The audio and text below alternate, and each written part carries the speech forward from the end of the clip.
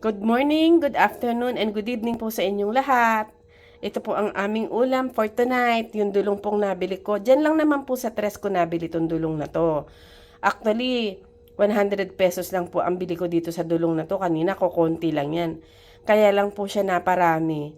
Dahil dun sa apat na sibuyas na inilagay ko, na hiniwa ko. Hindi ko na nga po napino ng husto.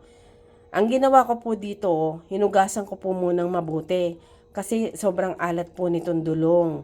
Kaya kailangan. Tapos pinatulo ko pong maigi yung tubig niya bago ko siya tinimplahan. Tinimplahan ko lang po siya. Yun nga po, yung sabi ko, apat na sibuyas, apat na pirasong sibuyas, paminta, dapat cornstarch lang ang ilalagay ko. Pero nilagyan ko na rin po siya ng harina para po maganda yung buo niya. At saka dalawang pirasong itlog. Tatlo lang naman po kaming kakain.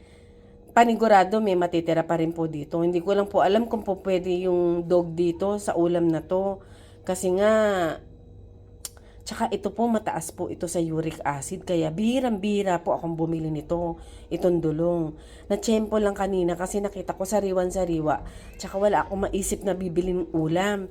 Dahil syempre nag-okasyon, puro karne, karne, karne. Wala naman po kang makikitang isda sa palengke kundi bangos, tilapia, hasa-hasa. Kanina nakita ko tong dulong. Sabi ko, pwede na to sa amin. Konti lang naman kami. Kaya ayan na po yon, yan na po yung ginawa ko. Mamaya pag naprito ko po, kukunan ko na lang po ng picture.